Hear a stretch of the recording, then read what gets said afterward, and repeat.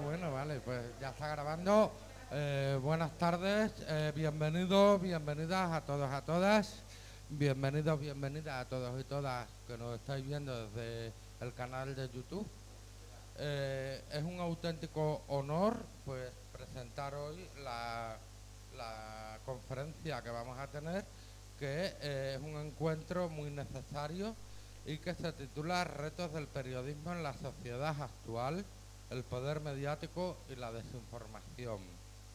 Bueno, pues como sabemos, en un tiempo como los que vivimos, pues la información compite con el ruido, con las fake news, o sea, digamos con las noticias falsas, y que, bueno, hay mucha desinformación, ¿no? No recibimos la información que realmente existe. Por tanto, con esa velocidad de clic, ¿no?, de redes sociales, de internet, que todo se difunde rápidamente, pues tenemos con nosotros, afortunadamente, y es un honor para el Ateneo de Jerez, contar con Paco Lobatón, ¿vale?, que lo tenemos aquí, que nos va a contar con voces de trayectoria, con rigor y además con compromiso, ¿no? Porque no solamente es un gran profesional de la comunicación, sino que pues se compromete con Jerez, ¿vale? Además, hoy vamos a reflexionar con el papel del periodismo en la construcción de una ciudadanía crítica también, ¿no?, informada y activa, que es muy importante, ¿vale? Gracias por ser parte de este espacio de diálogo, de pensamiento y de compromiso y de verdad. Especialmente quiero dar las gracias a la sección de Economía y Debate Ciudadano por ofrecernos esta actividad, y en concreto, bueno, pues a su coordinador Andrés Cárdenas, a su colaborador Manuel Monge, que ha sido el encargado de que Paco esté hoy aquí con nosotros, y especialmente a ti, Paco, por acompañarnos, por creer en el Ateneo de Jerez, y con los colaboradores que le acompañan, Ignacio y Maribel, pues seguro que va a ser una jornada maravillosa. Muchas gracias a todos, bienvenidos, bienvenidas, y a disfrutar, se abre el debate.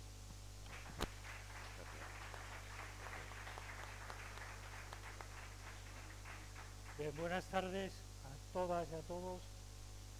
Soy Ignacio García, ateneísta, me conocéis, y está con nosotros Maribel Nieto, maestra, licenciada en Filología, también ateneísta, coordina el Club de Lectura, el Ateneo, y es colaboradora de radio. Pero tenemos sobre todo con nosotros a Paco Lobatón, del que voy a empezar diciendo que es un hombre, ante todo, modesto y sencillo. Y voy a decir por qué. Porque le pedí el currículum y me mandó 10 líneas. Y tiene bastante más de 10 líneas su currículum, incluso alguna cosa muy curiosa e interesante que voy a resaltar. Es el séptimo de 10 hermanos. Hoy tenemos aquí a 3. Tenemos a 2 y uno aquí. O sea que de una familia jerezana, su padre era jefe en los Hilos Nacional de Trigo, el Servicio Nacional de Trigo. Estudió Ciencias Políticas en la Universidad Complutense de Madrid y se licenció en Ciencias de la Comunicación en la Autónoma de Barcelona. Comenzó, no se oye, a ver, 33, 17, lunes, martes, miércoles. No, yo te oigo perfectamente. Pero... Tú a mí sí, pero por aquí. No, por el micro. Enero, febrero, ¿se oye detrás? No.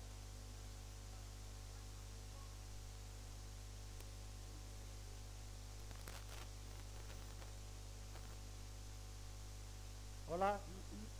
Ahora Sí. Ahora, ha mejorado un poquito, ¿no? Bueno, sigo. Comenzó su trayectoria profesional, nació en Jerez, para los que no lo habéis oído, precisamente en Radio Jerez, haciendo, sí, porque hace mucho ruido, haciendo el magazín nocturno de Radio Jerez.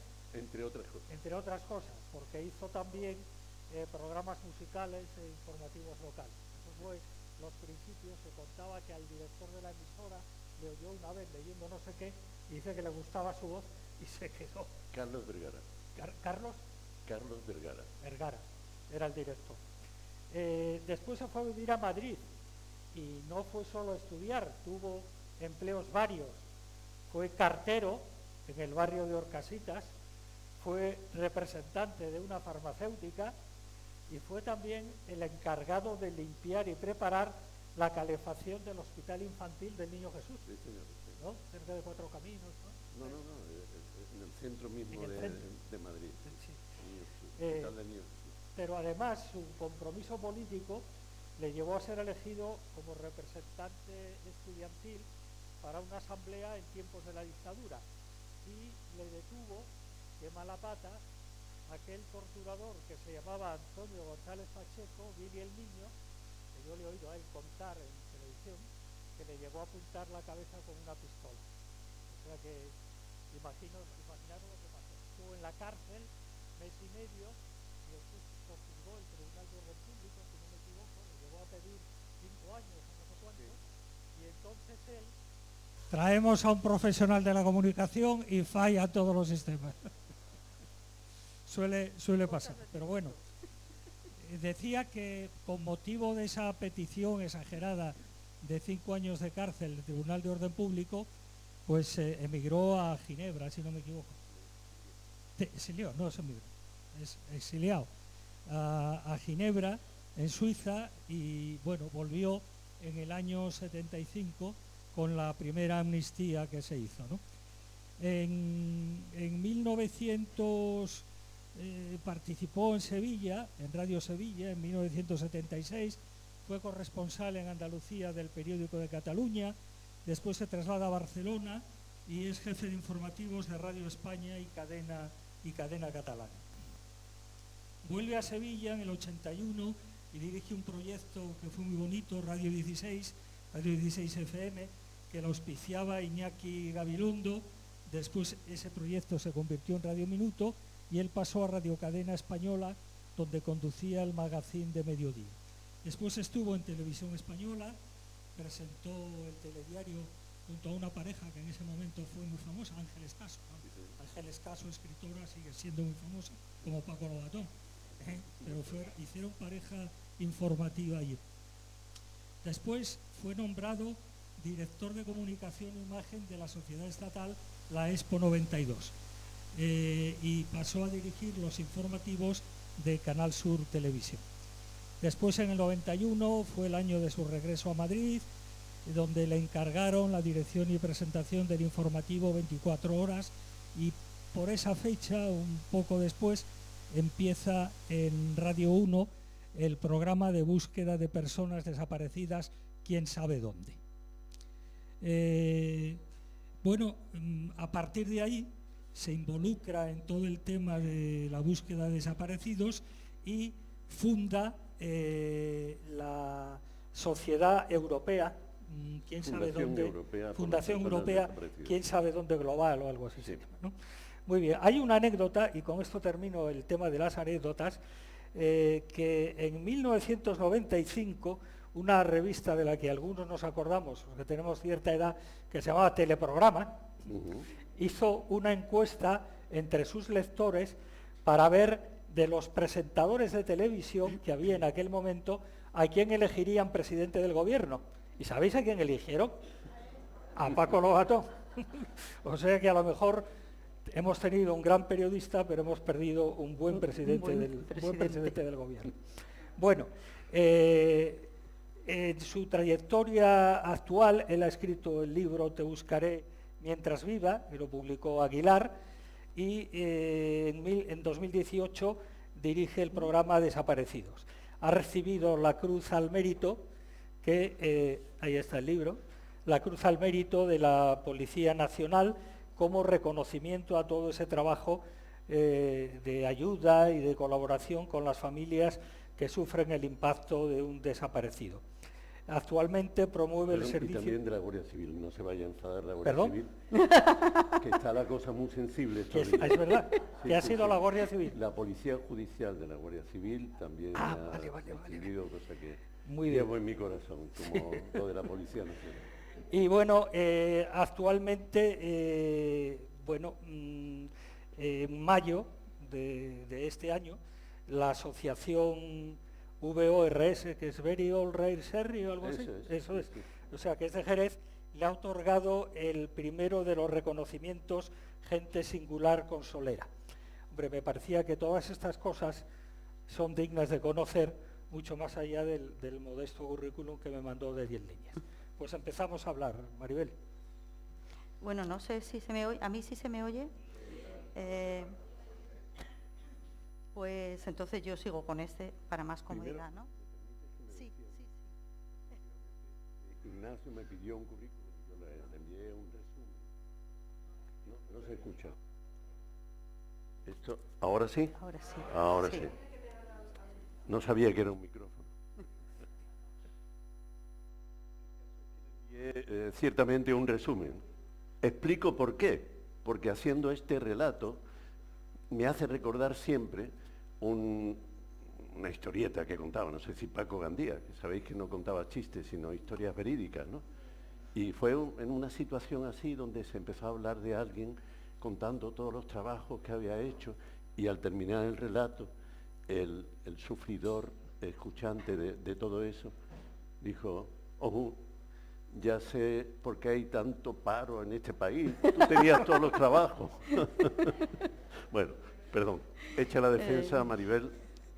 Bueno, Paco, si me permite este tuteo, ¿no? Por favor. Mira, lo primero que nos hemos planteado es preguntarte en qué papel o con qué te identificas tú más, como un comunicador, presentador, entrevistador o hasta influencer, ¿no?, que dirían en estos momentos. Simplemente un periodista. De hecho, en coherencia con este tema de los currículum, cuando en alguna ocasión, después de haber hecho una colaboración para alguna revista, algún periódico, me piden, bueno, ¿qué te ponemos como rótulo? Periodista. Periodista.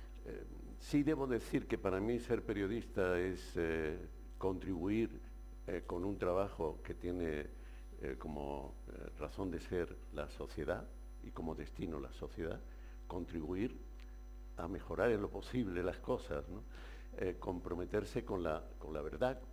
La verdad que en periodismo se escribe con V minúscula, V de veracidad, y la veracidad no es un bien etéreo ni moral, es un bien posible, a veces son datos. La veracidad es para quien la trabaja, es uno de mis lemas que suelo repetir en el encuentro, sobre todo con jóvenes periodistas, ¿no? Y en estos tiempos yo creo que es una verdad más necesaria que nunca, la veracidad. Yo creo que luego, Ignacio y yo íbamos a plantearte alguna de estas cosas que ya tú planteas, como si es posible la veracidad en estos días, ¿no? Si se trabaja así. Y si es posible trabajar desde el periodismo para defender muchos derechos y para trabajar para la sociedad, que estoy totalmente de acuerdo con lo que comentas, ¿no? Sí. Pero bueno, lo iremos planteando. Al hilo de eso, veracidad, que se asocia a periodista, también se le suelen asociar conceptos como subjetividad, objetividad, imparcialidad. ¿Es fácil hoy para un periodista el tener todo eso? ¿Tiene que tener todo eso? Bueno, yo creo que no hay que hacer una, digamos, de esos valores, una interpretación excluyente, ¿no?, sino más bien inclusiva. Evidentemente quien trabaja en la información lo hace desde un punto de vista personal, pero si lo que quiere es transmitir veracidad, tiene que hacerlo con la referencia de los hechos, por un lado, y de los datos que avalan esos hechos. Y esos son, digamos, datos objetivables. Quiero decir que no dependen de la opinión, no dependen solo de la mirada. Ambas cosas. Por eso digo, hay que hacer un planteamiento inclusivo. No se puede ignorar que uno está firmando, y a mí me parece que es muy importante, uno de los libros que he traído, aparte del Te buscaré mientras viva, que escribí yo mismo, es este libro de Alex Grigelmo, que es un gran estudioso de la lengua y también un gran periodista, él habla de la perversión del anonimato, ¿no? Que es un poco la perversión que se ha producido por la expansión de las redes sociales, el uso de Internet, donde mucha gente está camuflada bajo un seudónimo, ¿no? Sin embargo, una información que lleva al pie de esa información el nombre del periodista que la ha escrito, es una información que tiene ya una garantía de veracidad. Por lo menos hay detrás alguien que está responsabilizándose, ¿no? Del mismo modo, si no es escrito, sino ante un micrófono o ante una cámara de televisión, el autor está haciéndose a la par que está transmitiendo determinadas informaciones, se supone que se está haciendo responsable de, ¿no? Aunque ahí hay mucho grado de responsabilidad y también mucho grado de relato, no es lo mismo la función del presentador. Maribel estaba apuntando por ahí en la diferencia entre presentador, informador, comunicador. Bueno, podemos hacer muchas matizaciones, ¿no? Y es interesante hacer matizaciones, no es un juego meramente académico, ¿no? Sino y una pregunta esclarecer funciones, yo creo que está bien. Paco, para ser periodista es necesario y suficiente, ¿hay que tener un título de la Facultad de Ciencias de la Información? Yo Porque creo que hay mucha gente que se dice periodista y no lo tiene, y hay mucha gente que lo tiene y no lo ejerce. Vamos a ver. Yo empecé a trabajar aquí en Jerez, en Radio Jerez, y recuerdo que antes de haber podido iniciar mis estudios universitarios en Madrid, a través de la propia emisora, yo obtuve un primer reconocimiento profesional, que sería como de formación profesional, que daba el Ministerio de Información y Turismo, a la sazón dirigido por don Manuel Fraga Iribarne, a quien luego reencontré, por cierto, en la Facultad de Ciencias Políticas de Madrid, escoltado, por cierto, siempre por un policía armada, de esos que iban vestidos de gris, por lo que se les conocía como los grises, ¿no? Bueno, pues yo adquirí un reconocimiento tipo formación profesional que era especialista en emisiones y producción.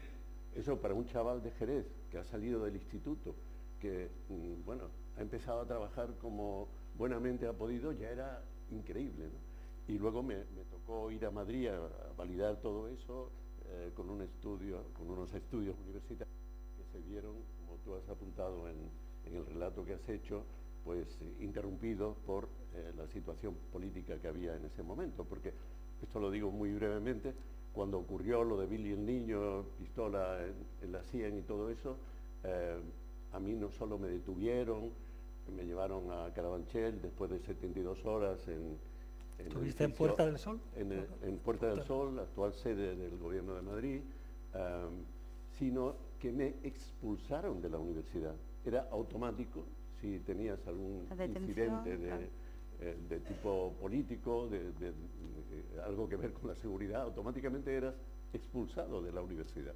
Y fui expulsado y solo cuando volví, al cabo de los años, muerto Franco, a partir del primer indulto que dio el entonces rey Juan Carlos, pude retomar poquito a poco, trabajando y estudiando, pude retomar el contacto con la universidad.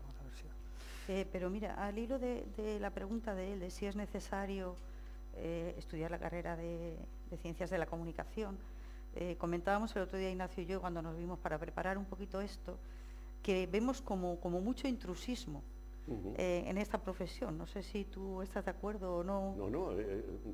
No es que esté de acuerdo, es que estamos asistiendo, y el otro día creo que fue el diario El País, publicó una doble página informando de una situación que hay absolutamente preocupante ahora mismo en el Congreso de los Diputados, ¿no? Hago un paréntesis para decir que entre mis trabajos, cuando presenté telediarios, luego un poquito más adelante se me encomendó la información parlamentaria y entonces estuve destinado durante bastante tiempo al Congreso.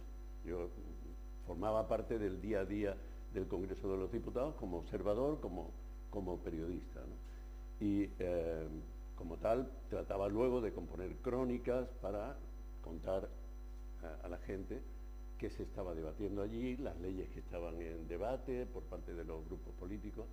Fue una experiencia realmente para mí muy importante, muy enriquecedora, muy ilustrativa, y que me hace más sensible a lo que está ocurriendo ahora en el Congreso. ¿Qué está ocurriendo en el Congreso?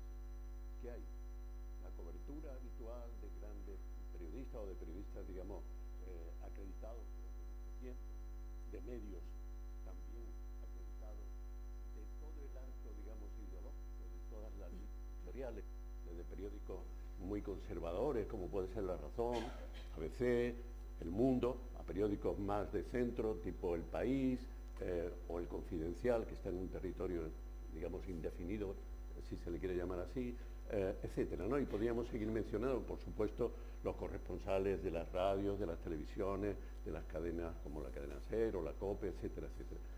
Todo ese mundo está conocido por los diputados y reconocido por el Congreso de los Diputados. Pues a ellos se han unido unos individuos que, en nombre de la pertenencia a supuestos medios digitales, se hacen pasar por periodistas, pero en realidad son auténticos provocadores.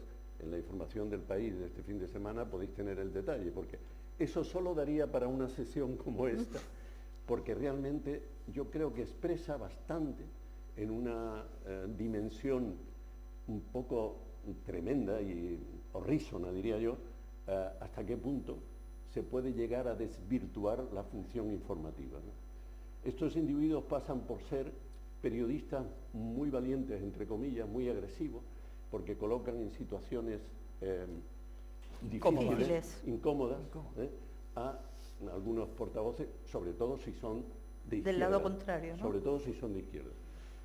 Ha llegado a haber situaciones casi de agresión física y es, por tanto, una situación tremenda. De hecho, una de las medidas que está en estudio ahora y que no ha terminado, creo, de convertirse todavía en normativa, es limitar el acceso de esos individuos.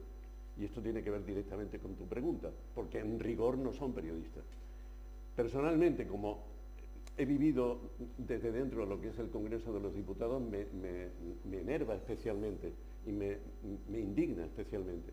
Y creo que ahí las asociaciones de periodistas y los colegios de periodistas, que hay, como sabéis, dos líneas de asociacionismo en el mundo periodístico hoy, deberían tomar cartas en el asunto de una forma mucho más rotunda y marcar una diferencia, ¿no? Están aprovechándose de una situación política que es muy complicada. Sabéis que el fraccionamiento político del Congreso de los Diputados pues es uno de los más grandes que hemos tenido desde que tenemos democracia en España. Se aprovechan de eso y se aprovechan de la impunidad o inmunidad que da el hablar en nombre de un supuesto medio. Cualquiera además funda un medio hoy, o sea que cualquiera. Para tener una web ya tienes un medio. Me ha llamado la atención una cosa que has dicho, ¿no? Has empezado a hablar de los medios reconocidos y has dicho de derechas, La Razón... Líneas editoriales. Líneas editoriales. Líneas editoriales, no... Vamos a matizar. Vamos a matizar. Con línea de derechas, el ABC... Pensamiento o línea editorial... Sí.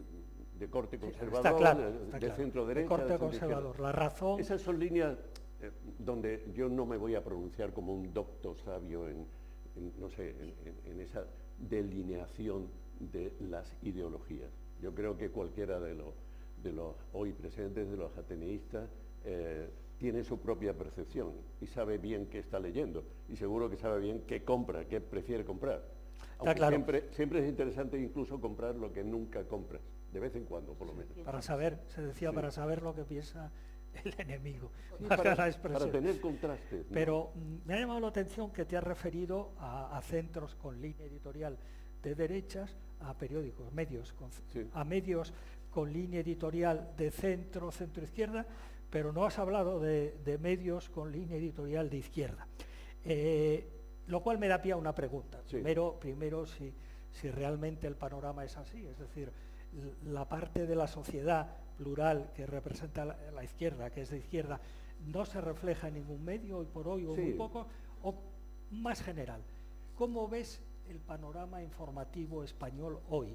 no solo desde el punto de vista, eso podemos hablar aparte, de lo que supone la irrupción de los medios digitales, etcétera, de la opinión de cualquiera, de los influencers, de los youtubers, de no sé qué, sino incluso ciñéndonos a lo clásico, ¿cuál es el panorama informativo español en este momento? ¿Cómo evoluciona? Pues he estado muy desde atento, que empezaste. por lo que veo, porque es verdad que no he mencionado, pero sí hay medios representativos de una línea más situada a la izquierda, ¿no? Como el diario.es, que siendo un diario digital podría ser perfectamente un diario impreso, y creo que sería muy interesante porque hacen un trabajo realmente, o el Plural, que es público, público.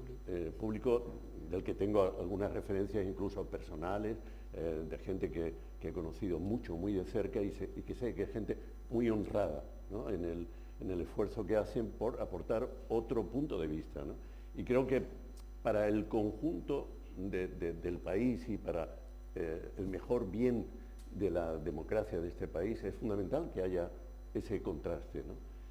Me pides una valoración de conjunto y es complicado, ¿no? Pero yo creo que es bastante evidente que hay una preponderancia, que hay un dominio mayor, si se analiza un poquito, sopesando, ponderando aquí y allá, los grupos que tienen una influencia de pensamiento conservador o muy conservador.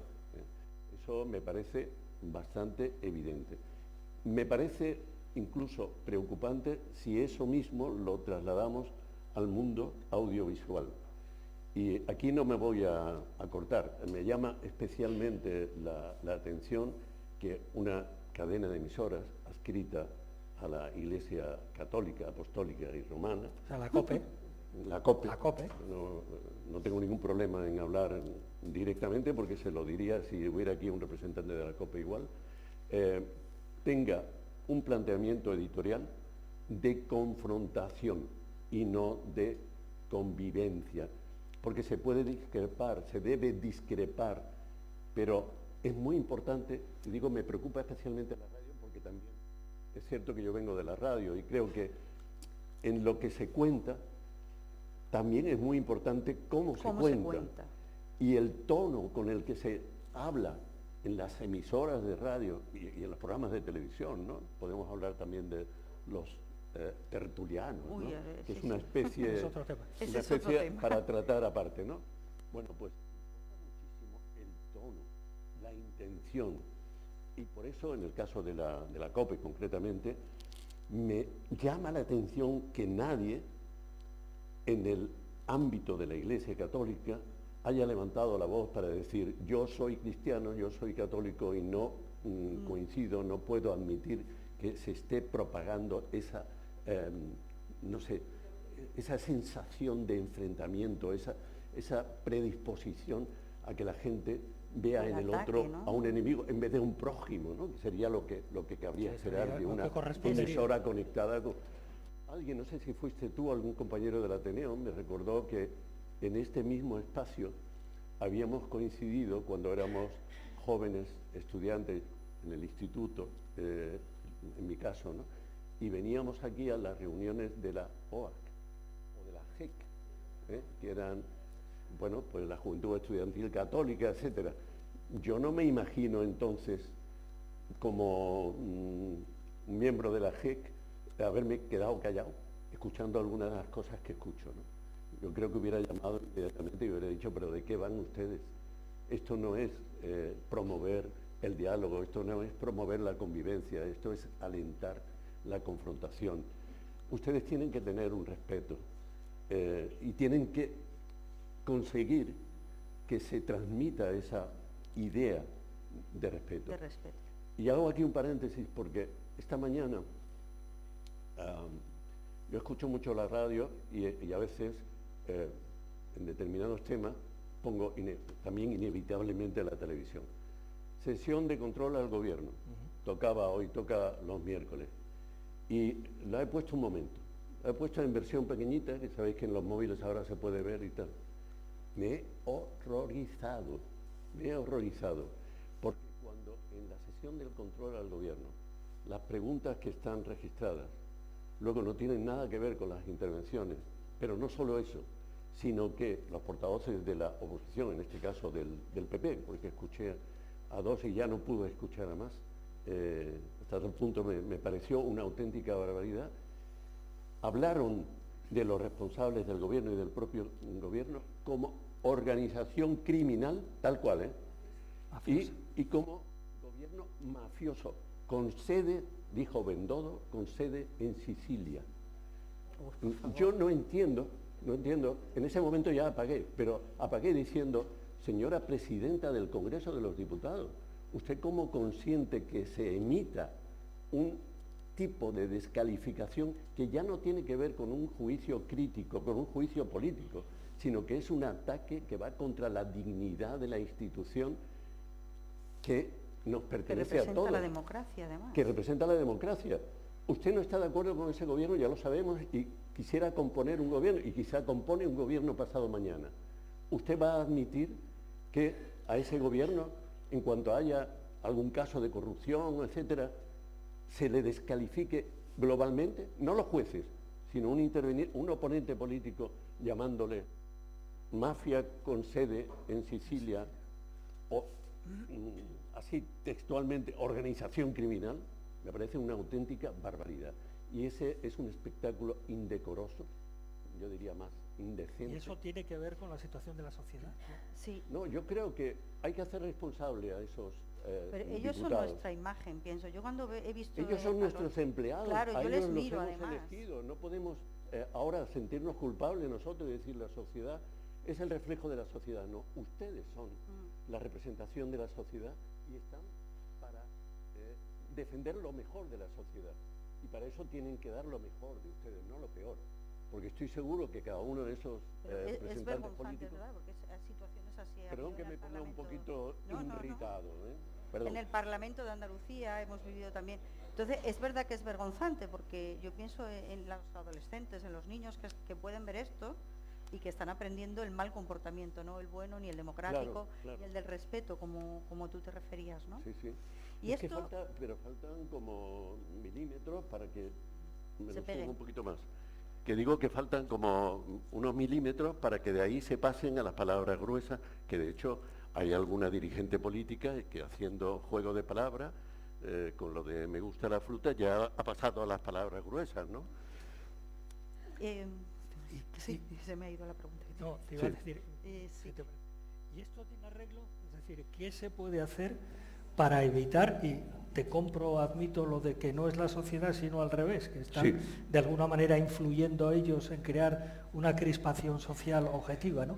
¿Qué se puede hacer para evitar ese tipo de situaciones? Yo creo que ya que no lo ha hecho la presidenta del Congreso de los Diputados, lo tenemos que hacer los ciudadanos.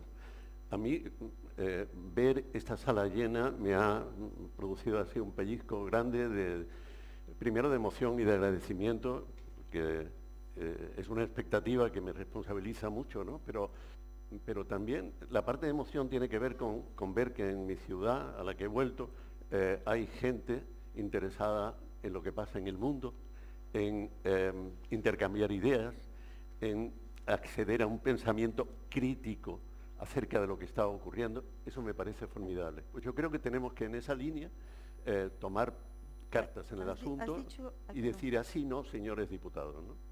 Has dicho una cosa antes interesante y que a mí me sucede muchas veces y creo que está pasando en la sociedad, que es, a mí me entra un estado de nervios terrible, sobre todo en esas situaciones que tú comentas de falta de respeto que no tolero, y corto la televisión, corto la radio. Yo me encuentro cada vez con gente más conocida y gente, bueno, que podemos decir que se ilustra, que lee, que tal, que me dice, yo ya no veo noticias, ya no leo los periódicos, ya no quiero saber nada. Y es por este estado de crispación cada vez más frecuente. Bueno, y eso... y no hemos hablado todavía de Gaza o de Ucrania, ¿no? Pero yo creo que los periodistas ahí también tendríais un papel importante, ¿no? Sin duda. Y, por ejemplo, en relación a Gaza, 54.000 personas muertas, no, asesinadas, porque lo que está ocurriendo, lo que está haciendo de Israel, dirigido por Netanyahu, es un genocidio, no tiene otro calificativo posible, y por tanto se trata de verdaderos asesinatos. De los 54.000, como sabéis, hay al menos 17.000 niños. Las últimas imágenes, quizá las habéis visto, yo es también de los días, las de hoy, del reparto de alimentos que han lanzado. ¿Metidos en una jaula? se han lanzado desde el aire como se lanzaba, en fin, es tratar peor que a los animales, ¿no? A los seres humanos que están ahí confinados, asediados y asesinados en masa. Es decir, un gobierno que se remite a un Estado que hubo un análisis muy interesante también en el País de este fin de semana, donde se distinguía entre pueblo judío, Estado judío, etcétera, ¿no? Lo que está haciendo el gobierno de Netanyahu no tiene nada que ver con el pueblo judío, que seguramente en su mayoría no puede sino repudiar que se esté llevando a cabo otra forma de exterminio, ¿no? Ellos sufrieron el más horrendo de los exterminios que la historia reciente, ¿no? El Holocausto, y es incomprensible que permita ellos y luego la comunidad internacional que se perpetre a la vista de todos un genocidio de ese tamaño. ¿Qué está ocurriendo? Esto que tú dices de que a todos nos pasa un poco, ¿no? Yo he dosificado, antes tenía como una especie de rutina de escuchar informativos, de ver telediarios. Los he dosificado porque me producen un efecto ya personal, es decir, me siento personalmente aludido, ¿no? Quizá porque, ¿qué haces frente al tema de Gaza?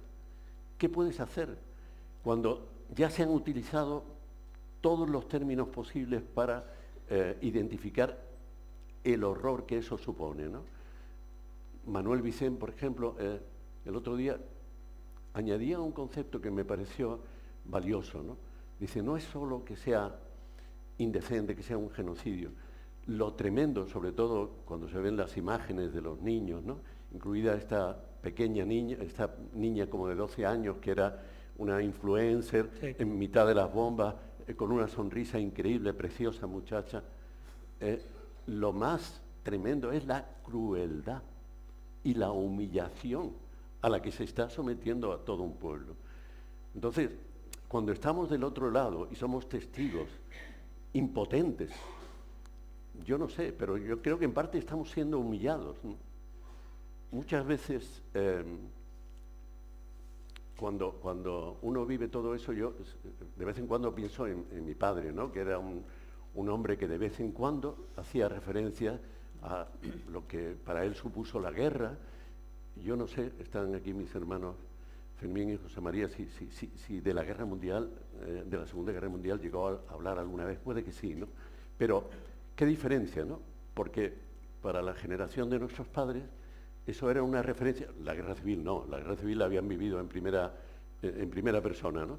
Pero por ejemplo la Segunda Guerra Mundial era una referencia más indirecta, ¿no? Ahora nosotros tenemos una referencia directísima. Estamos en primera línea, sí, en primera línea, asistiendo a todo eso, ¿no? Y qué decir de el gobernador general de todo lo que se ve, ¿no? El señor Trump.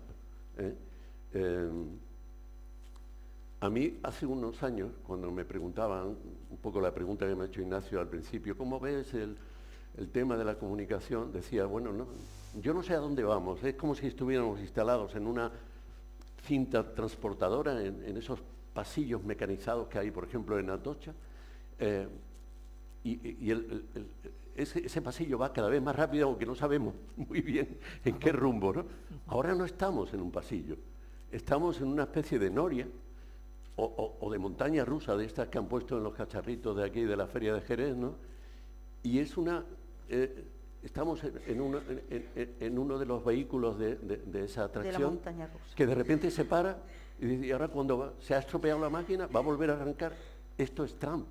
Y nosotros somos pasajeros de un cacharrito gobernado por un señor que maneja a su antojo lo que pasa en el mundo, ¿no? Hay también otra cuestión, y es, aparte de la falta de veracidad o de la falta de objetividad, muchas veces amparada en el anonimato, que es un poco la selección de las noticias. El problema no es solo lo que nos enteramos, sino todo de lo que no nos enteramos.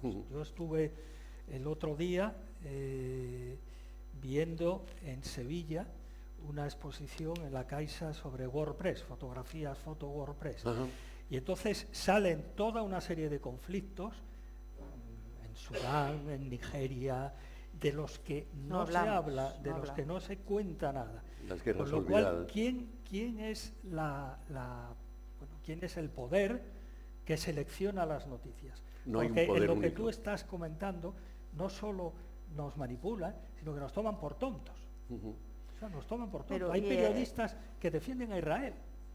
Dicen Pocos, que por lo No, menos no, en pero los España. hay, porque dicen que Algunos, yo he oído algunos. algún tertuliano dice, como le atacaron esos de Hamas, Como se llevaron... pues ya pueden hacer lo que quieran, ¿no? Nos toman por tontos. ¿Y quién selecciona? Porque no me negarás que hay línea editorial. en No, cada claro, sitio. ¿Quién marca la pero línea no hay editorial? un solo, No hay. digamos, mando a la hora de decidir qué flujo de información nos va a llegar. De ahí la importancia de que intentemos al menos contrastar Información. distintas fuentes de información. Esto para un periodista individual es la condición sine qua non, ¿no? Es la condición Contraste. básica. Veracidad tiene que ver con información verificada, ¿no? Y Eso es un tema a tratar también, ¿no? también, si queréis, lo tratamos después, pero hoy, dentro del panorama que es muy inquietante y por momentos desasosegante, ¿no? También hay elementos de esperanza en el sentido de que en los medios más responsables, por ejemplo, Radio Televisión Española, yo creo que está teniendo un comportamiento bastante honrado y responsable. Y tiene dentro de sus equipos de redacción un equipo de verificación.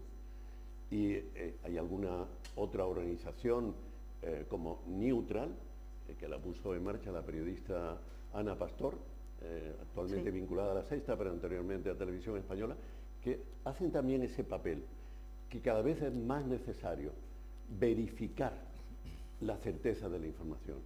Sabéis que en la primera de las llamadas ruedas de prensa del señor Trump, cuando ya se instaló en la Casa Blanca, se detectaron en su discurso, pues no sé si 50 bulos, o sea, patrañas, mentiras. En Estados Unidos hay algunos medios, especialmente el Washington Post, que lo contó al día siguiente, ¿no? Seguramente no hay suficiente contrapeso, y bien que se está preocupando el propio Trump de quitar todo lo posible esos contrapesos, tanto en el campo de la información como en el de la investigación, el ataque que está haciendo a la Universidad de Harvard en este momento es una barbaridad también, es un atentado que tiene dimensión histórica. Entonces, esto de lo histórico, en las crónicas de fútbol se usa todos los días, ¿no? Hoy, Sí. por cierto, hay un momento histórico para el Betis, Para el ¿no? Betis. Sí, sí, en sí. Polonia, que puede conseguir su primer título. Histórico. Nos dará tiempo. Que nos conste dará que tiempo, yo soy tranquilo. simpatizante, bueno, soy bético dentro de lo que cabe, porque antes de eso soy de aquí, de este De Jerez, equipo que hubo un día que llegó a estar en primera. Sí, sí. Bueno, histórico, con el fútbol se usa permanentemente, pero quitando el tema del fútbol, es verdad que estamos asistiendo a hechos históricos que no sé cómo se lo vamos a contar a nuestros nietos, no lo sé. Yo tengo ahora 4 que son pequeñitos y empiezan a preguntar, los mayores están sobre 10 años, los otros sobre 7. Yo recuerdo que 7, por lo menos en mi memoria infantil, era cuando se suponía que empezabas a tener, se decía entonces, uso de razón. Uso de razón, ¿Verdad? totalmente. Y bien que ahora los niños, mis nietos, vuestros nietos de 7 años seguro que ya usan la razón a su manera y plantean preguntas, ¿no? El tema es cómo se lo contamos. Estas preguntas que me estáis haciendo a mí, cuando te lo haga tu nieto, ¿cómo le ¿Qué respondes? le digo? ¿no? ¿Qué hice yo ¿Qué hice? ante la situación de Gaza? ¿O qué hice yo? Sí, y no sé, a mí todo eso me parece que nos tiene que hacer pensar mucho y tenemos un poco que hacer el ejercicio que yo creo que es hermoso que estamos haciendo hoy aquí, es buscar juntos respuestas. No sé quién tiene... En esta línea, yo creo que te lo comentaba ayer en la radio, ¿no? En esta línea de disloque que hay, de fake news, yo creo, el problema que yo veo es que hay mucha gente que se informa o se desinforma a través de esto, ¿no? De un TikTok de medio minuto, de una información que me ha llegado por un WhatsApp que no sé dónde ha venido, y esto además se convierte en verdad absoluta para mucha gente. Y Creo que es un peligro. No, es una realidad. Sea o no un peligro, existe, es una realidad. Lo que comentábamos por la radio. Es el contexto en el que estamos instalados. Yo tengo, de mis hijos, tengo 3, la más joven tiene 22 años, está iniciándose en el mundo de la comunicación, y yo siempre le animo a que lea, a que lea mucho, ¿no? Para que se nutra de información, de pensamiento, y también de elementos de contraste, ¿no? Y ella me asegura que lee mucho, y yo sé que lee mucho, sobre todo en pantallas. Entonces, hay que conseguir que se dé un paso más allá de las pantallas y que se pase al ejercicio de la lectura sosegada que permite el medio impreso, el papel y, por supuesto, los libros que están para documentarnos, ¿no? Yo creo que incluso así tenemos por delante una asignatura muy complicada, ¿no? Que para mí se resume en eso. ¿Cómo se lo contamos a nuestros niños? Hay un debate... Sí. No, bueno, yo le iba a decir al hilo de lo que ha sacado. Hay un debate que siempre está ahí, pero que últimamente quizás un poco menos, ¿no? ¿Puede haber medios públicos o debe haber medios públicos? Porque hay siempre, no, lo público no, porque lo público lo manipula, salvo la BBC, suelen decir, lo manipula. No, porque la BBC ha tenido lo manipulan los gobiernos, ¿no? Y a lo privado no lo manipulan las empresas, no le manipulan los accionistas, no lo manipulan. ¿Cuál es tu análisis sobre medios públicos que han desaparecido prácticamente todos? No del todo, porque tenemos medios públicos. Radio Televisión Española es un grupo, Radio Nacional y Televisión Española, y Radio Nacional tiene varias señales, tiene Radio 1, Radio 3, Radio Clásica, Radio Exterior de España, y en Televisión Española hay varios canales, ¿no? Entre ellos el canal 24 horas, que es un canal de información continua. Entonces, y luego en Andalucía tenemos Canal Sur. Tú has mencionado la ocasión de participar en la fundación, en la inauguración de Canal Sur. De eso podemos hablar si queréis, ¿no? Sí. Pero claro que hay una diferencia enorme. Aquí me permitís que haga una entrada en el mundo que para mí es un mundo especialmente querido, que es el de las personas desaparecidas, ¿no? Lo hago desde el punto de vista de la información, porque en realidad mi vinculación con todo ese mundo tiene que ver con que un día, casi materialmente, me empujaron, me invitaron, pero casi fue como un empujoncito, y me vi haciendo el programa Quién sabe dónde, que yo no había inventado, que había empezado en Italia. El programa originario es italiano y se llama Chi l'ha visto, ¿quién lo ha visto? Ya se emitía en los años 90 y se ha emitido de forma continuada hasta hoy. Hoy se sigue emitiendo en Italia. Y me vi confrontado a esa realidad como periodista. Yo no sabía que en España desaparecían las personas. Bueno, habían desaparecido, yo sí, eso lo sabía durante la Guerra Civil, etcétera, pero que en una situación ya de normalidad, pongámoslo entre comillas, siguiera desapareciendo personas, no lo sabía. Tampoco se sabía oficialmente porque no había informes. Hoy sabemos que las desapariciones que se denuncian cada año en España van de 25.000 a 30.000, lo cual supone 60 denuncias diarias en el conjunto de España. De ellas, la mayoría se resuelve, hasta el 95% se resuelven en distintos momentos, en distintas situaciones, de distinta manera. Todo esto es largo de contar, pero queda un remanente doliente, terrible. Ese 5% son, por ejemplo, actualmente más de 6 familias que no tienen resuelta la gran pregunta de dónde está mi persona desaparecida, ¿no? Bueno, pues en torno a todo eso, quién sabe dónde supuso una manera de informar, de dar voz a la familia. Después de quién sabe dónde, yo he sido testigo, y en parte la fundación la pusimos en marcha para buscar un contrapeso y para darle a las familias una plataforma, he sido testigo de cómo el tema de las desapariciones se convertía en un asunto de tratar como un gancho para la audiencia, como algo que podía tener contornos morbosos, tratar así y olvidar a continuación, ¿no? Nos preocupó desde el principio, y ya digo, por eso la Fundación hizo un trabajo específico, especialmente recordaréis el caso de Diana Quer, una chica madrileña, en torno a esa historia, ese caso, el dislate en el tratamiento informativo fue brutal, porque se dedicaron a sacar los trapos sucios que había en el matrimonio de los padres de Diana, ¿no? Y nosotros convocamos un foro informativo donde hicimos venir a periodistas, a familias, etcétera, y de ese foro informativo al final salieron unas conclusiones y una guía del buen tratamiento informativo de las desapariciones. Absolutamente necesario, ¿por qué? Porque al final, en la dinámica de un programa, sobre todo a mí me dan mucha preocupación los programas matinales, ¿no?, de las televisiones, está la gran lucha, la carrera por la audiencia, ¿no? Y para esa carrera y para ese fin, a veces no se mira. Hay que perder un poco la ética, quizá, ¿no? Se ha perdido muchas veces la ética. Y eso es lo que no puede ser. Y el respeto. Y todo vale, todo vale. Todo vale, pero ¿por qué? ¿Por qué quieren ganar? ¿Por una cuestión de orgullo? No, por una cuestión de orgullo no. Por una cuestión de cuenta de resultados. Monetaria. Porque tener en el cómputo de las audiencias la mayor audiencia significa tener acceso a más publicidad y por tanto a más beneficios para las cadenas. De los resultados, digamos, económicos de las cadenas privadas se habla, pero poquito, pero se cuenta en millones de euros, en decenas de millones de euros. Por tanto, si esa dinámica existe y es inevitable y no se tienen por qué prohibir las cadenas privadas, hay que pedirles, eso sí, que sean éticos, ¿no?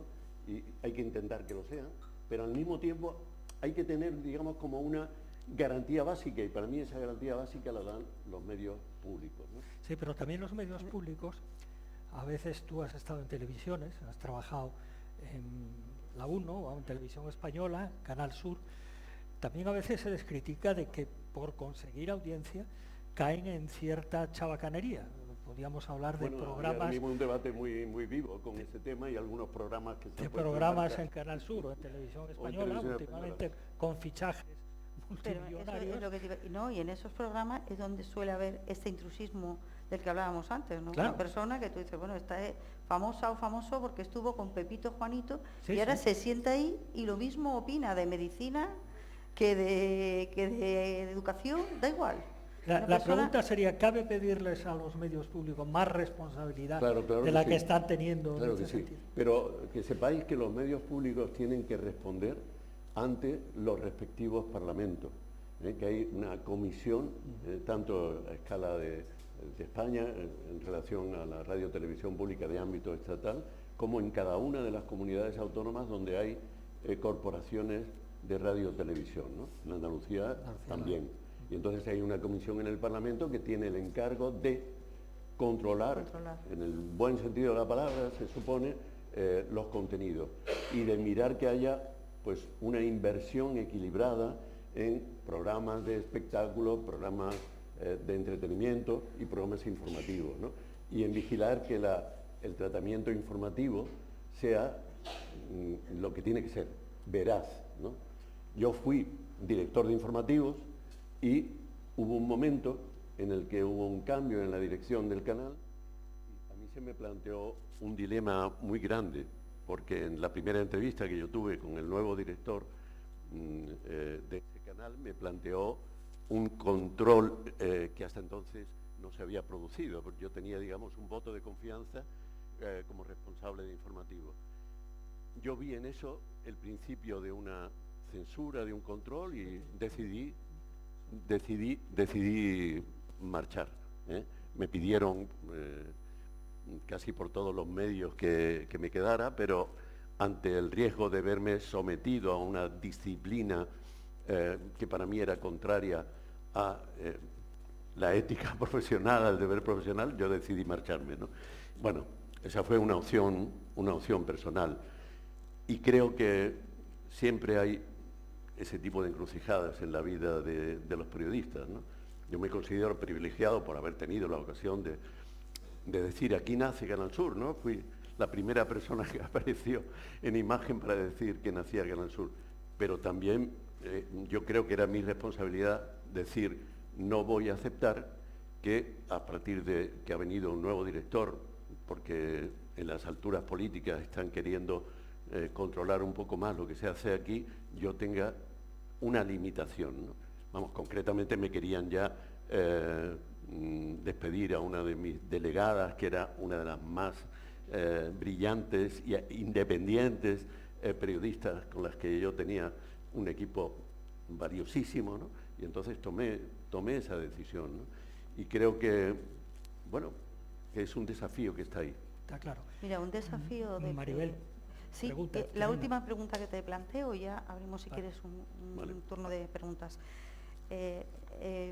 ¿Cómo ves tú que está influyendo? Porque hemos estado hablando de veracidad, de contrastar datos, el tema de la aparición de la inteligencia artificial, que no sé si nos está llevando a dos teclas y aquí tengo toda la información y ya puedo escribir un artículo o puedo...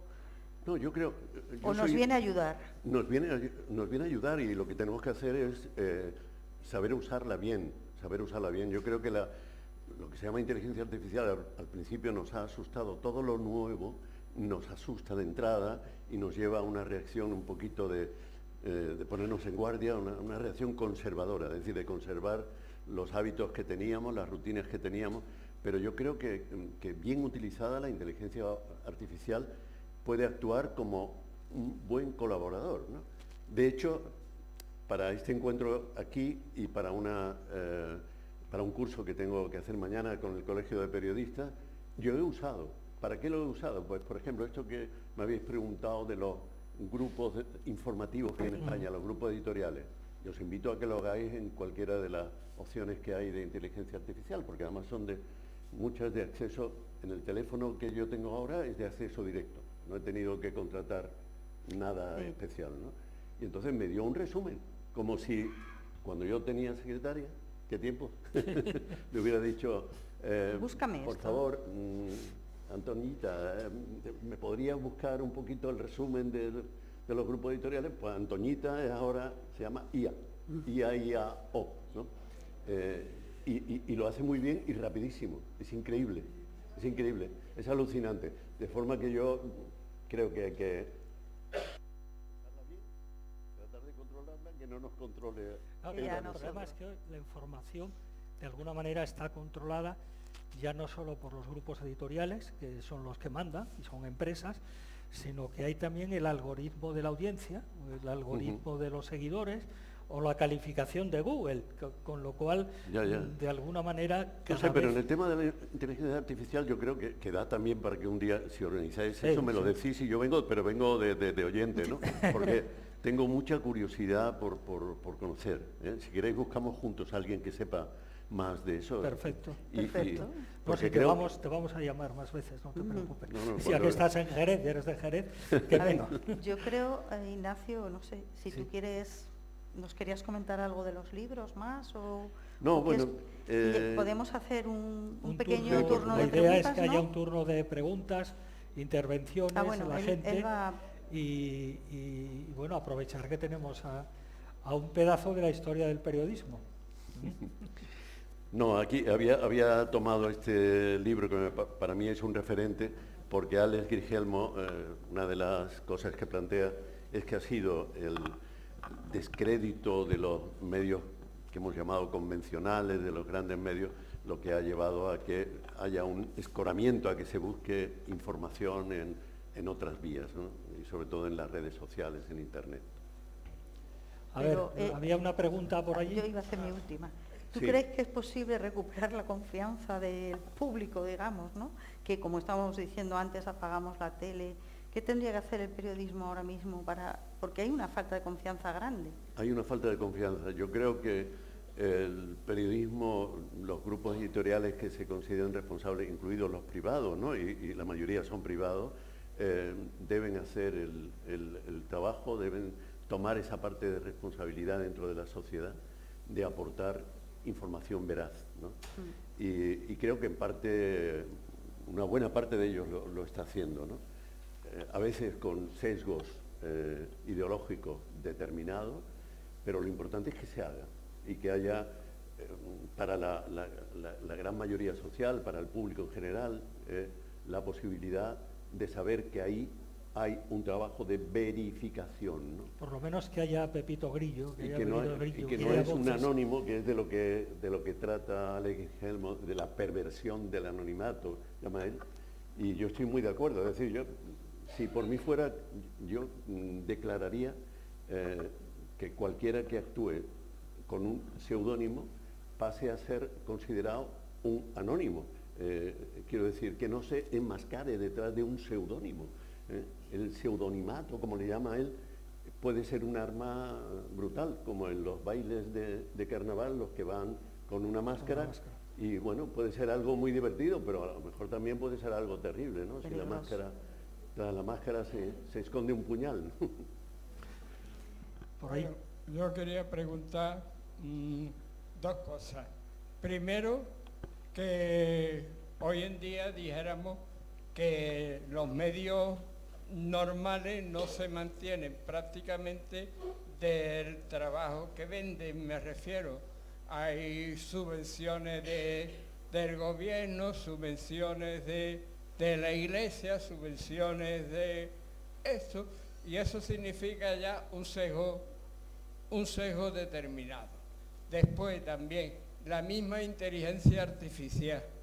La misma inteligencia artificial está un poquito sesgada, porque yo me acuerdo con un amigo preguntamos de broma a la inteligencia artificial y no lo tenía.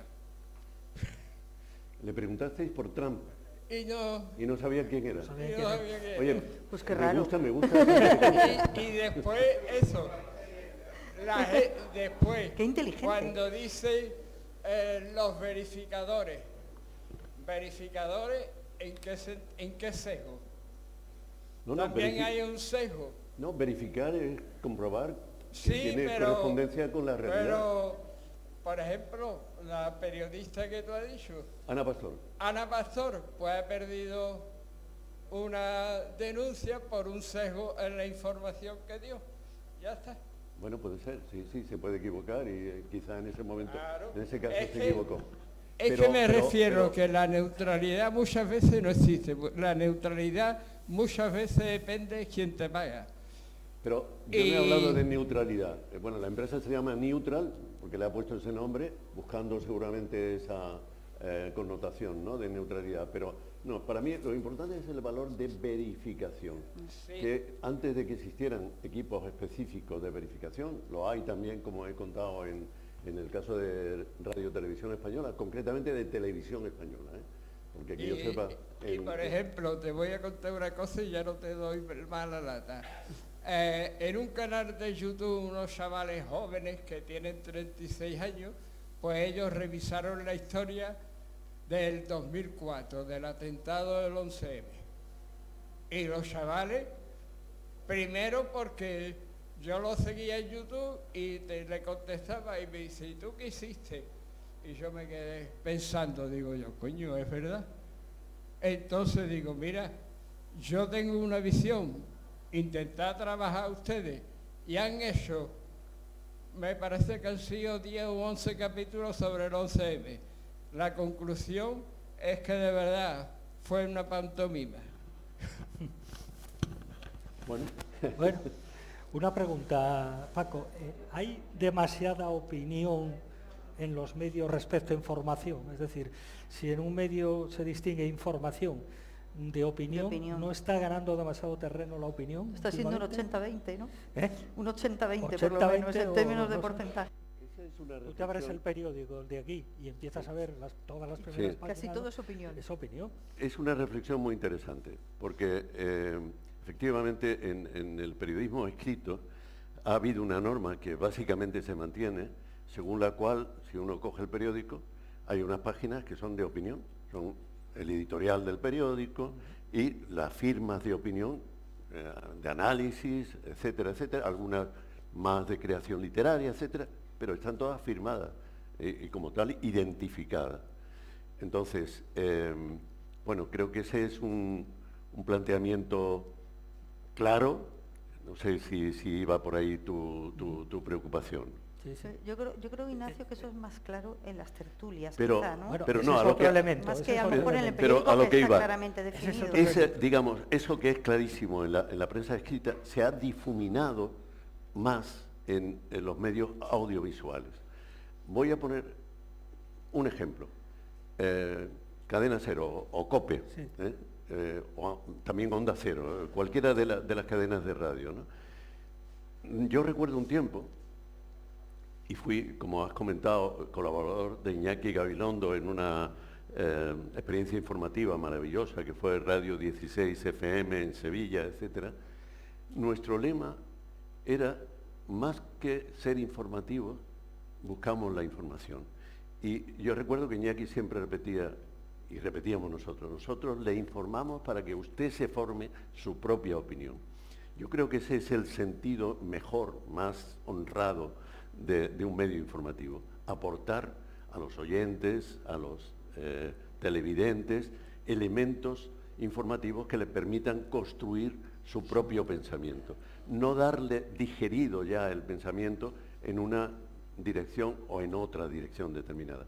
Y en ese sentido, apuntas muy bien a que en las tertulias que hemos visto, que yo creo que tienen un origen muy interesante, yo mismo recuerdo en la radio haber hecho en el programa informativo 24 horas de Radio Nacional un intercambio increíble por las noches, que era un contraste de pareceres entre Emilio Romero y Enrique Curiel. Emilio Romero era el director de El Alcázar, bueno, El Alcázar, De Pueblo. Pueblo, que era como todavía un periódico del Estado, Del movimiento. del antiguo movimiento, pero luego fue del Estado. Del Estado. Había un organismo que tenía la propiedad de los medios escritos estatales, ¿no?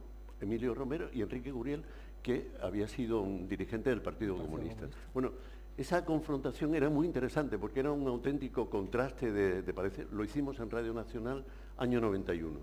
Y desde el respeto. Desde un gran respeto, ¿no?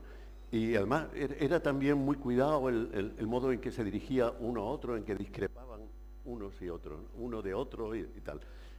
Yo creo que eso se ha perdido, y cuando vemos en las tertulias televisivas hay hasta una composición escenográfica donde a un lado están los que claramente tienen un posicionamiento de izquierda y otros de derecha y otros con la cabeza perdida, algunos por ahí, ¿no? El que monta el guirigay. Que siempre hay uno que monta el guirigay. Vamos a seguir. Allí hay otra pregunta. Esa es para mí una desvirtuación, es una, en fin, pérdida del valor que tenía al origen de un verdadero contraste de opiniones y de pareceres. Hola, buenas tardes, Paco. Estoy muy contenta de que esté en nuestro Ateneo. Y me acuerdo perfectamente cuando inauguraron Canal Sur, que estabas tú allí, me parece que fue para el Día de Andalucía del año 90 o... 89. 89, vale, sí. Pues nada, quería comentar que en Canal Sur, como es una televisión pública, creo yo que está sometida a una serie de preceptos que deben de cumplir, ¿no? Digo yo que los informativos, bueno, al margen de lo poco que informan, si dicen que empezamos a las 8:30, deben empezar a las 8:30, ¿no? Y en Canal Sur a las 8:30, pero si hay toros a las 9:15, a las 9:10, o sea, es que una dejadez que nada más cualquiera que venga aquí y ponga la tele, bueno, pues nos han dicho a las 8:30, denota eso, una dejadez, una falta de, no sé, de seriedad, que, hombre, lo informativo se supone que, informativo de Canal Sur, es algo importante, ¿no? Pero da igual, si hay toros, no, si hay toros, se empieza cuando acaben los toros. Y me parece mentira que todavía a esta altura de la película estemos así.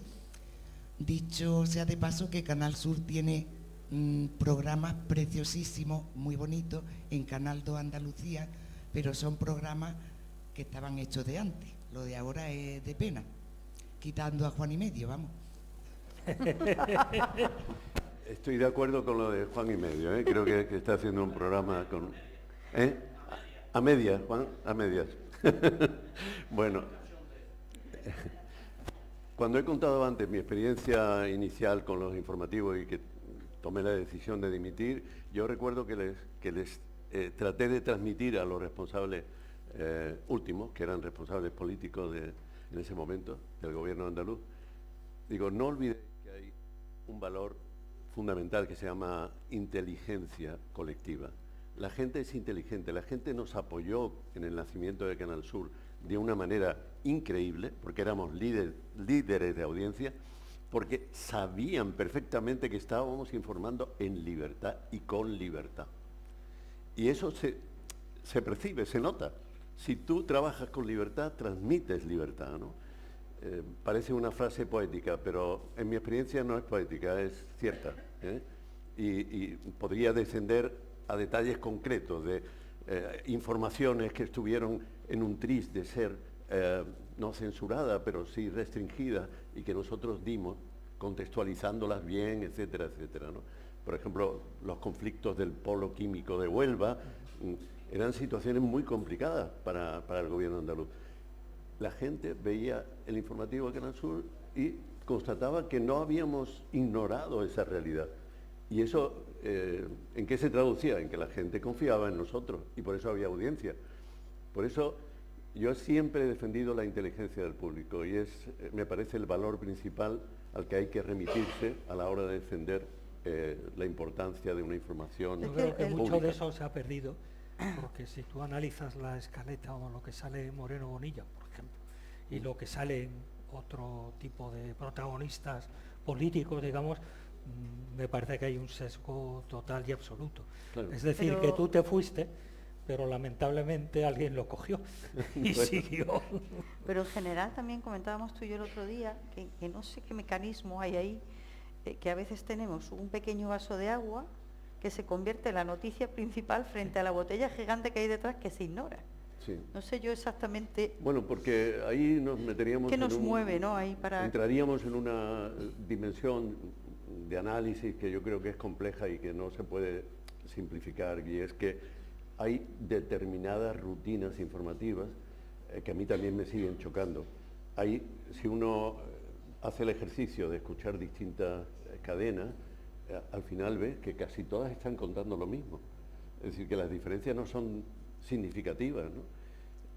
En cambio, hace un tiempo, no sé si recordáis, que en la 2, Lorenzo Milá tenía un informativo que contaba las cosas de otra manera. A las 10 de la noche. Sí, Me encantaba. y realmente seleccionaba. Esto tiene que ver con una pregunta que antes tú has dejado en el aire, que es, las ¿Qué es informaciones tienen una jerarquía. ¿Y cuál es esa jerarquía? Un gran conductor de la televisión estadounidense lo resumía de una forma, yo creo, muy clara, y es: ¿qué noticias pueden afectar a la vida de la gente? Pueden incidir en la vida de la gente. Eso es lo que tiene que ordenar, jerarquizar el modo en que un medio de comunicación organiza su relato informativo.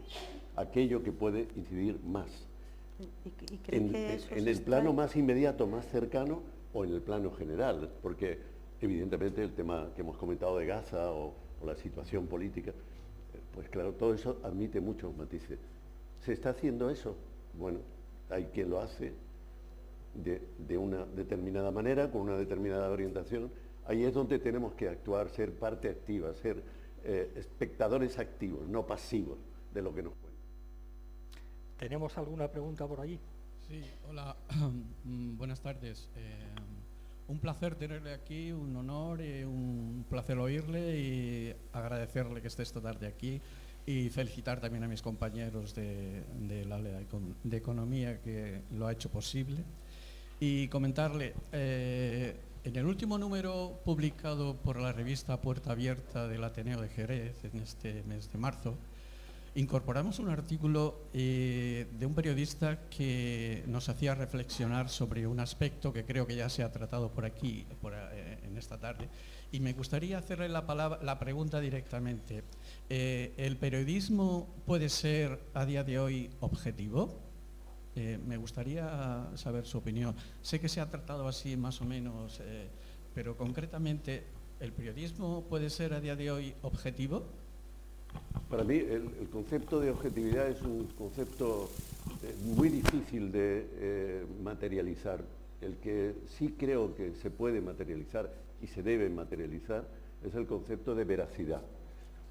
El concepto que creo que es más claro que el de objetividad, que es un poco difuso, es diría una abstracción, que es realmente objetivo. Bueno, algo que se puede contrastar con la realidad, pues entonces hablemos de información contrastada, de información veraz. Hablemos de veracidad, que es la verdad a la que podemos tener acceso trabajando para ella y por ella. ¿Otra pregunta había por ahí? Hola, es sobre Gaza. Había estado indeciso, pero creo que no hay que callarse. Creo que como ciudadanos, la sociedad civil, desde muchísimos ámbitos, sociedad civil, asociaciones, partidos políticos, sindicatos, grupos de lo que sea, hay que tener iniciativas de denunciar y de no parar, o sea, de hacer visible lo que las atrocidades y el genocidio que se está cometiendo con ese pueblo. Entonces, creo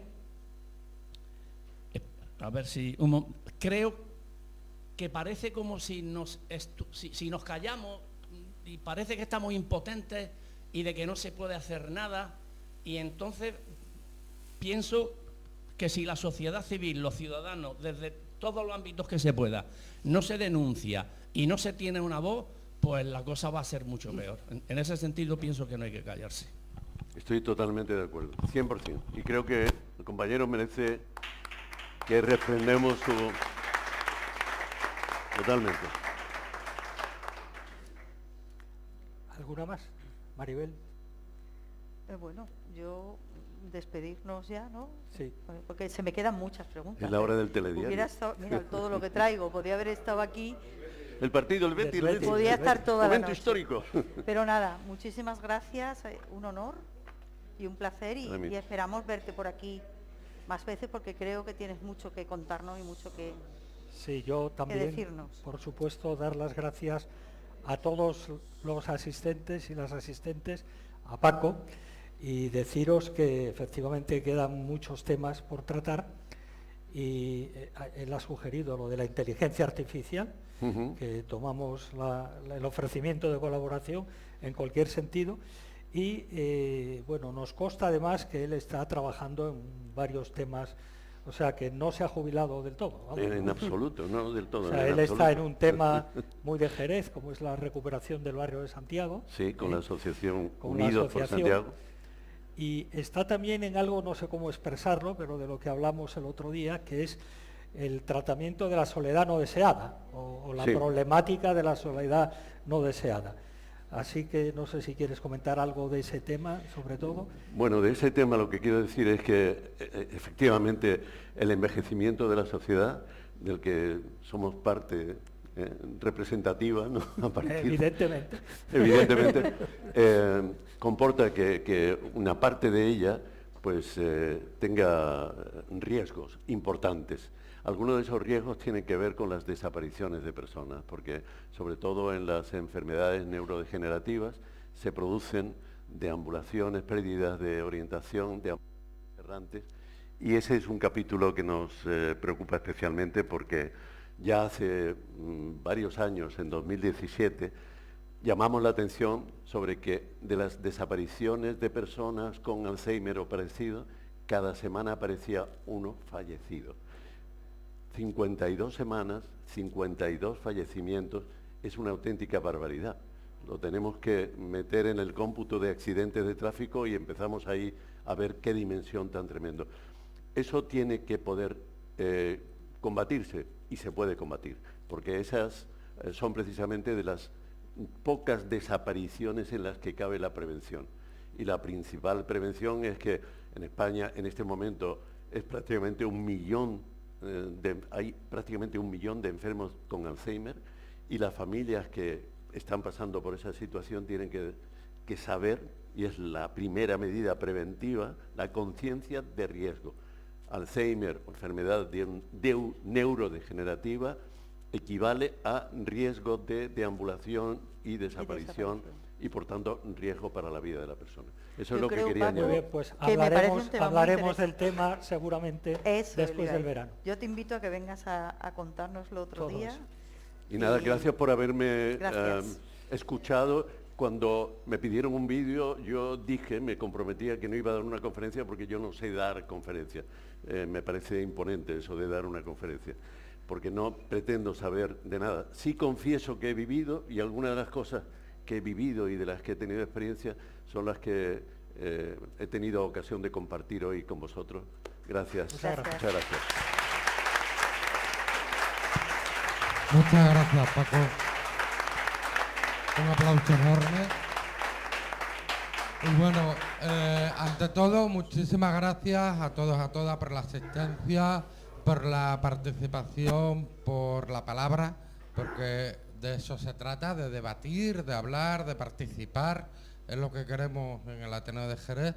Y como, bueno, Paco, como motivo de tu asistencia y de tus bonitas palabras y de lo bonito que tú eres también, ¿por qué no decírtelo? Gracias a la sección, gracias a los presentadores, pues te vamos a dar un pequeño detalle, una litografía con de la Ateneo de Jerez, típica, y un bien. catavinos, que por qué Qué no, bien. jerezano como eres. Haremos pues, uso de él bienvenido. inmediatamente. Un aplauso. Gracias. La literatura. Y nada, invitamos a Paco ahora a que firme el libro de...